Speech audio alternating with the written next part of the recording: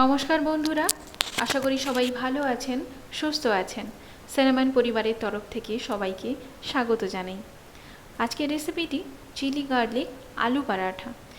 এই পরাঠাটা খুবই ইজি এবং খুব টেস্টি এবং খুব মজার। আপনারা বাড়িতে ট্রাই করবেন, আমি অনুরোধ করছি সবাইকে।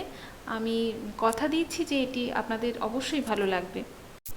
প্রথমেই লাগছে আলু। আমি এখানে দুটি মিডিয়াম সাইজের আলু নিয়েছি এবং আলুটার খোসা ছাড়িয়ে এরকম ডুমো করে কেটে নিয়েছি। আপনারা চাইলে গোটা আলুও দিতে পারেন, তো এতে কি হয়, সেদ্ধ খুব তাড়াতাড়ি হয়, সেই জন্য আমি এই প্রসেসটি নিয়েছি। এরপরে একটি কুকারে আলুগুলো দিয়ে দিলাম। এরপর অল্প পরিমাণে নুন দেব এবং দেব অল্প পরিমাণে জল। তো দুটো আলুর জন্য আমি প্রায় 1 কাপের কাছাকাছি জল দিয়েছি, পুরো 1 কাপ জল দিইনি। তো বেশি জল দিলে আবার আলু একদম ঘেটে যাবে। দুটো সিটি দিয়েছি, দুটো সিটি দেওয়ার পর আলু সেদ্ধ হয়ে গেছে। তো এই দেখতে পাচ্ছেন আলুগুলো খুব সুন্দর সেদ্ধ হয়েছে, একদম নরম হয়ে গেছে আলুগুলো। এবং আলুগুলো আমি গরম গরমই স্ম্যাশ করছি। সব আলুগুলোকে ভালো করে স্ম্যাশ করে নেওয়ার পর আমি এতে দিচ্ছি একটি মিডিয়াম সাইজের পেঁয়াজ কুচি। পেঁয়াজ কুচিটা খুব মিহি করে পেঁয়াজ কুচি করবেন। এরপরে দিচ্ছি ভাজা জিরে ও লঙ্কা গুঁড়ো, আর দিচ্ছি জোয়ান। জোয়ানটা হাতে এরকম ভেঙে দেবেন, দিলে কি হয়, ওর স্বাদটা খুব ভালো আসে। এরপরে দিচ্ছি একটু চাট মশলা, স্বাদ মতো নুন। নুনটা আমি এখানে একটু বেশি ব্যবহার করেছি, কারণ এরপরে আমি আটা মাখাবো, সেই জন্য। এরপর দিচ্ছি 2 চামচ সাদা তেল। তারপরে দিচ্ছি কুচনো ধনেপাতা কুচি। এটা অপশনাল, আপনারা দিতেও পারেন, নাও দিতে পারেন, তবে ধনেপাতা দিলে খুব সুন্দর গন্ধ আসে। আর চিলি আর গার্লিকটা পরে ইউজ করব, সেটার জন্য ভিডিওটি পুরো দেখতে হবে। এরপরে সব উপকরণগুলো আলুর সাথে ভালোভাবে মেখে নিচ্ছি এবং দেখবেন আলুতে যেন কোনো দানা না থাকে, ভালোভাবে যেন মাখা হয়। এরপরে আমি 1.5 কাপ আটা নিয়েছি। এই দুটো আলুতে 1.5 কাপ আটা টোটাল লেগে যাবে। আমার চ্যানেলটিকে যারা সাবস্ক্রাইব করেছেন তাদের অনেক অনেক ধন্যবাদ পাশে থাকার জন্য। আটা কখনই সম্পূর্ণ দিয়ে দেবেন না, অল্প অল্প করে আটা মেশাতে থাকবেন এবং মাখাতে থাকবেন, তাহলে বুঝতে পারবেন কত পরিমাণ আটা আপনার লাগবে। হতে পারে আমার 1.5 কাপ লেগেছে, আপনাদের হয়তো 1.5 কাপের থেকে একটু কমও লাগতে পারে। আটার উপর ডিপেন্ড করছে এবং আলু সেদ্ধর উপর ডিপেন্ড করছে, তাই সাবধানে অল্প অল্প করে আটা মেশাবেন। আমার মাখানো হয়ে গেছে। এরপর এর থেকে আমি লেচি কেটে নেব।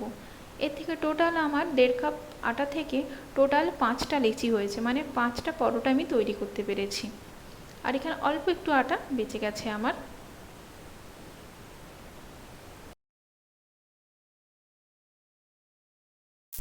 লেচি করা হয়ে গেছে। এরপর আমরা নেক্সট স্টেপে চলে যাব। আমরা পরোটাগুলো বেলে নেব। পরোটা বেলার জন্য প্রথমে আমি একটু শুকনো আটার ব্যবহার করব। শুকনো আটা দিয়ে একটু লেচিটাকে একটু চ্যাপ্টা করে নেব, একটু ছড়িয়ে নেব। এরপরে আমি যে রসুন কুচি করেছি এবং গ্রিন চিলি মানে কাঁচা লঙ্কা কুচি করেছি, সেগুলো এবারে ওপরে দিয়ে দেব। আপনারা যেমন তন্দুরি রুটি করেন, সেরকম তন্দুরি রুটির মতোই এখানে এই চিলি আর গার্লিক দিয়ে দিতে হবে। ঝালটা আপনারা দেখে দেবেন, যে যেমন ঝাল খান। কেউ যদি বেশি ঝাল খান তাহলে বেশি করে কাঁচা লঙ্কা দেবেন, আর যদি কম ঝাল খান তাহলে কম দেবেন, আর যারা খানই না একদম, দেবেন না, স্কিপ করে যাবেন। তবে যেহেতু এটা চিলি গার্লিক আলু পরাঠা, সেই জন্য চিলি এবং গার্লিক তো মাস্ট দিতেই হবে। তো আমার পরোটা বেলা হয়ে গেছে।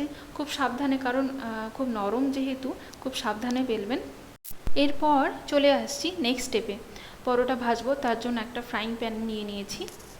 ফ্রাইং প্যানে আমি পরোটাটা দিয়ে দিলাম। একটা সাইড ভালো করে ভাজা হয়ে গেলে আরেকটা সাইড উল্টে দিলাম, দিয়ে ভালো করে ভাজবেন। প্রথমে কিন্তু যেদিকে চিলি এবং গার্লিক আছে সেই সাইডটা আগে ভাজবেন। দু সাইড ভালো করে ভাজা হয়ে গেলে অল্প পরিমাণে তেল দিলাম, দিয়ে আরেকটা সাইড উল্টে দিলাম, এতেও অল্প পরিমাণে তেল দিলাম। আপনারা চাইলে বাটারও ইউজ করতে পারেন, বাটারেও খুব সুন্দর টেস্ট আসে, তো আমি এখানে সাদা তেল ব্যবহার করছি।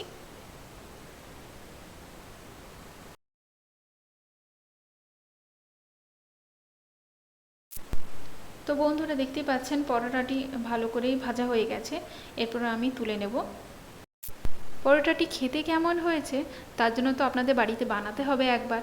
তো বাড়িতে বানান এবং কমেন্টে জানান আমাকে কেমন হয়েছে। দেখা হচ্ছে নেক্সট ব্লগে নতুন একটি রান্নার সঙ্গে। ততক্ষণ সবাই ভালো থাকুন, সুস্থ থাকুন। ধন্যবাদ।